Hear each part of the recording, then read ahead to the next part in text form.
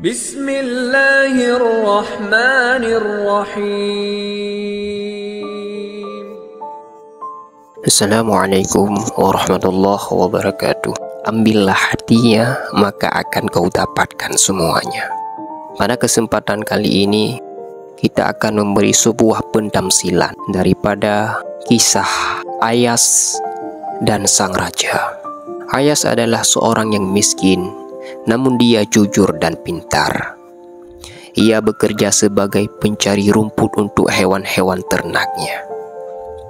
Ia dikenal oleh masyarakat sebagai seorang yang baik akan budi bahasanya, sopan santun, amanah, tawadhu' dan penyabar. Maka karena itu, raja pun tertarik dengannya dan mempekerjakannya si Ayas sebagai tukang kebun kerajaan istana.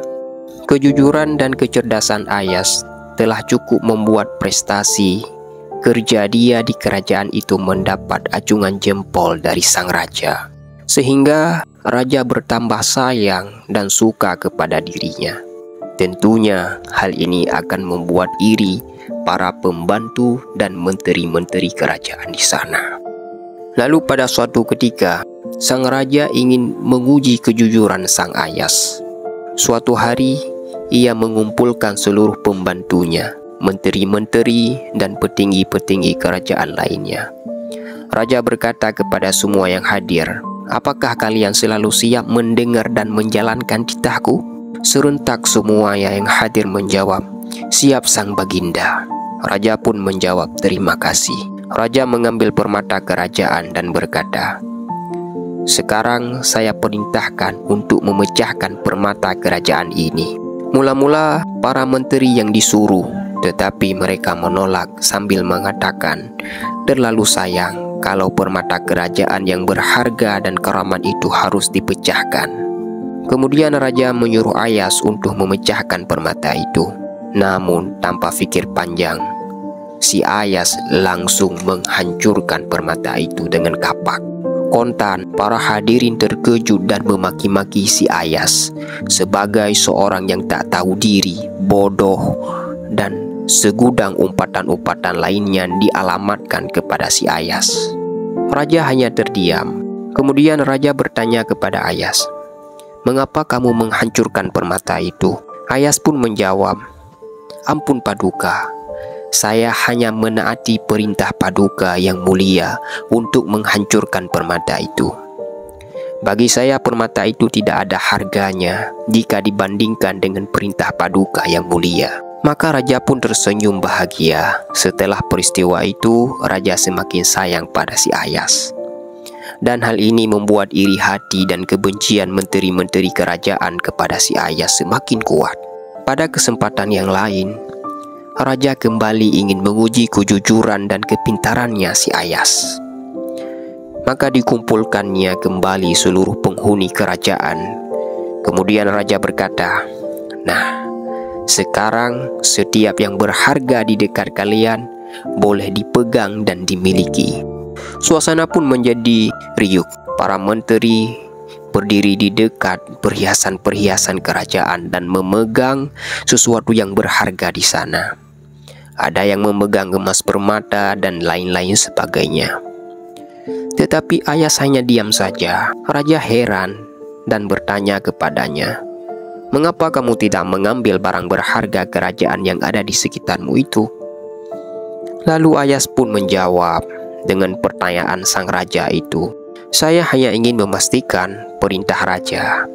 Benarkah sang raja menyuruh kami semua memegang barang berharga terdekat yang ada di sekitar kami ini? Setelah itu barang itu menjadi milik saya." Raja pun menjawab, "Itu benar." Maka tiba-tiba Ayas memeluk sang raja. Semua yang hadir kembali dibuat kaget dengan kelakuan si Ayas. Setelah sang raja meredakan suasana, ia pun meminta penjelasan kepada Ayas. Lalu Ayas pun menjelaskan mengapa ia memeluk sang raja. Karena bahwasanya raja adalah barang yang paling berharga di kerajaan itu. Barang siapa yang memiliki raja berarti otomatis yang memiliki seluruh kerajaan berikut harta dan kekuasaannya. Kemudian ayat melanjutkan, begitulah jika manusia memegang dan ketaatannya hubungannya dengan Allah Subhanahu wa Ta'ala, maka Allah Subhanahu wa Ta'ala sebagai maharaja dari sekian raja-raja, maka secara otomatis pertolongan Allah Subhanahu wa Ta'ala dan bantuannya senantiasa bersama kita. Setiap doa dan permohonan kita akan dikabulkan olehnya. Dan kalau ini sudah terwujud, maka seluruh makhluk ciptaan Allah akan tunduk dan berkhidmat melayani kita. Demikianlah penjelasan si Ayas. Saudaraku sekalian, kita sudah tahu yang bahwasanya Allah Subhanahu wa Ta'ala adalah raja daripada seluruh raja-raja. Maka apa yang tidak ia miliki, bahkan diri kita pun dia penciptanya. Lalu kenapa diri kita tidak ingin memilikinya, padahal dia adalah yang menciptakan segala-galanya? Malah kita menjauh daripadanya, yang padahal kita ingin memiliki sesuatu itu. Kita ingin memiliki kekayaan, akan tetapi kita menjauh daripadanya. Maka sungguh disayangkan, yang nampak memang adanya, tetapi kita menjauh daripadanya. Mungkin hanya sekian di balik kisah daripada si Ayas dan sang raja ini, agar di dalam hidup kita bisa menjalani kehidupan yang semestinya. Kita mempunyai Tuhan, tapi janganlah bersikap kita ini adalah orang yang terluntang-lantung, tidak memiliki apa-apa, tidak ada yang mengurusi kita. Mungkin hanya sekian. Hasbunallah wa ni'mal wakil, ni'mal maula wa ni'man nasir, wahdinas siratal mustaqim.